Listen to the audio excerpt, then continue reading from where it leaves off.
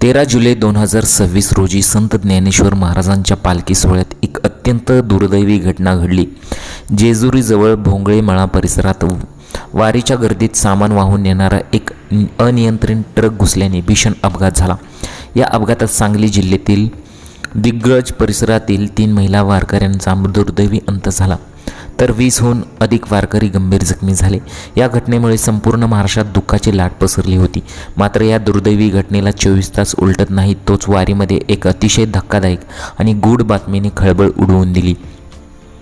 वारीतील मग असे झाले की चालणाऱ्या हजारो वारकऱ्यांमध्ये ही चर्चा पसरली की काल अपघातात मृत पावलेल्या 3 महिला पुन्हा एकदा डोक्यावर तुळशी वृंदावन घेऊन वारीत चालताना दिसत आहेत। ज्यांनी हे दृश्य पाहिलं त्यांना वाटले की हा साक्षात पांडुरंगाचा चमत्कार आहे, तर काही लोक हे पाहून प्रचंड भीतीने थरथर कापू लागले। बघता बघता ही बातमी एका दिंडीतून दुसऱ्या दिंडीत पसरली आणि संपूर्ण वारीमध्ये गोंधळ निर्माण झाला। लोक भीतीने पळू लागली आणि काही ठिकाणी परिस्थिती वेगळीच निर्माण झाली। जेव्हा ही बातमी प्रशासनापर्यंत पोहोचली तेव्हा पोलीस यंत्रणा तातडीने सक्रिय झाली। घटनास्थळी मोठा बंदोबस्त तैनात करण्यात आला आणि त्या संबंधित दिंडीला पोलिसांकडून वेढा घालण्यात आला। पोलिसांनी त्या महिलांना बाजूला घेऊन त्यांची चौकशी केली। सुरुवातीला त्या महिला घाबरलेल्या होत्या, परंतु नंतर पोलिसांनी त्यांची ओळख पटवली आणि दिंडी प्रमुखांना बोलावून घेतले। चौकशीअंती या संपूर्ण प्रकरणाचे सत्य समोर आले, ज्याने सर्वांनाच आश्चर्याचा धक्का दिला। तो कोणताही चमत्कार किंवा भूतबाधा नव्हती, तर हा एक मोठा गैरसमज होता।